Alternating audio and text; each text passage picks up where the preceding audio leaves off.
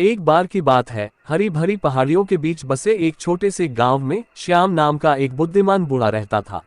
वह अपनी दूरदर्शिता के लिए जाने जाते थे और उनके मार्गदर्शन के लिए कई लोगों द्वारा उनकी मांग की जाती थी। एक दिन एक युवक श्याम के पास आया और उससे पूछा, गुरुजी, जीवन का सबसे महत्वपूर्ण पाठ क्या है?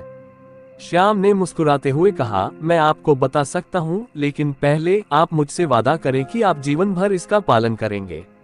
युवक सहमत हो गया और उत्सुकता से श्याम के ज्ञान की बातों का इंतजार करने लगा। ये याद रखना, श्याम ने कहा, जीवन एक नदी की तरह है।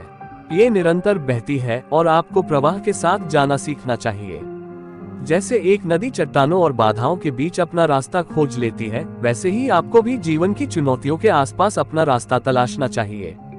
युवक ने ध्यान से सुना और फिर उसने पूछा, लेकिन उस समय के बारे में क्या जब नदी शांत और निर्मल होती है और कोई बाधा नहीं दिखती? वह समय होता है, श्याम ने उत्तर दिया, जब आपको एक कदम पीछे हटना चाहिए और प्रतिबिंबित करना चाहिए।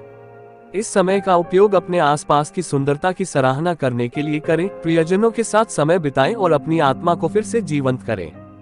युवक ने श्याम को उसकी बुद्धिमानी के लिए धन्यवाद दिया और जीवन की एक नई समझ के साथ चला गया। साल बीतते गए और वह युवक स्वयं एक बुद्धिमान बूढ़े व्यक्ति के रूप में विकसित हुआ। एक दिन एक युवक उसके पास आया और पूछा, मास्टर, जीवन का सबसे महत्वपूर्ण पाठ क्या है? बूढ़ा मुस्कुराया और श्याम के शब्दों को दोहराया, जीवन एक नदी की तरह है। ये निरंतर बहती है और आपको प्रवाह के साथ जाना सीखना चाहिए। और इसलिए श्याम का ज्ञान पीढ़ी दर पीढ़ी आगे बढ़ता गया, लोगों को जीवन के प्रवाह को स्वीकार करने, शांत क्षणों की सराहना करने और अनुग्रह और लचीलापन के साथ बाधाओं को नेविगेट करने की याद दिलाता रहा।